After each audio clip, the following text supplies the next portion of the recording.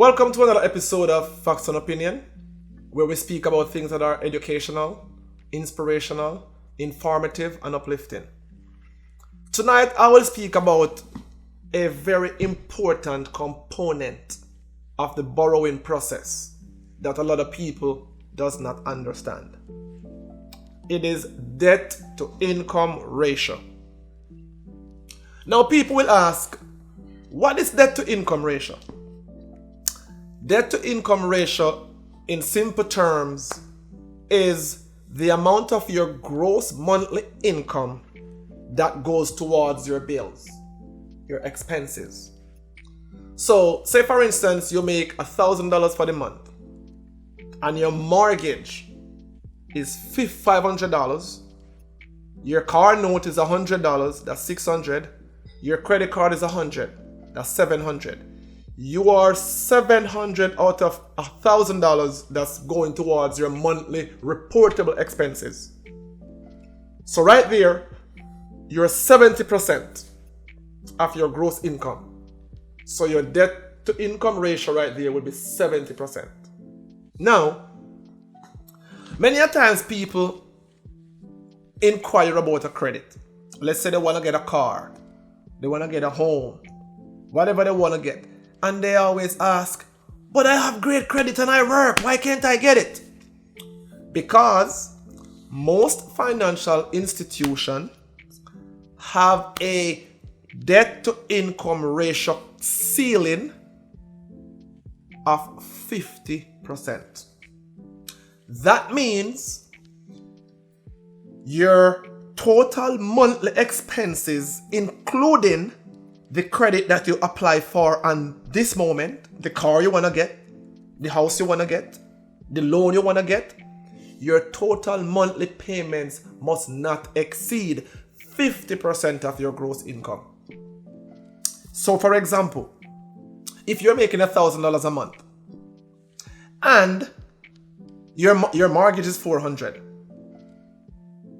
and you go seek a car at the car dealership, you want to drive a BMW, you may only end up with a Nissan Sentra, because according to guidelines, you are only able to spend $100 on your car loan. So even though you're making $1,000, you're only allowed to spend $100 on your car, because based on guidelines, you are only supposed to be expending 50% of your monthly gross income on your monthly expenses. And just so you know, some financial institutions are lower than 50. Some are at 45%. So every $1,000 that you earn for the month, you can only expend $450 of that $1,000 towards your monthly expenses that are reported to the credit bureaus. So you may ask, why is my credit score 810 and I go to the car dealership and I want a Camry and they say I can only get a Yaris? Because the Camry's monthly payment is going to take you out of the threshold that qualifies you to drive a car. Now, if you get the Yaris will be in the guidelines, hence the reason you can drive it home. So, I repeat, your debt to income is calculated by dividing your monthly gross income by your monthly expenses. In most cases, the financial institutions do not want you to expend more than 45 to 50% of your gross monthly income on your monthly expenses. Once you go over that threshold, it's a wrap.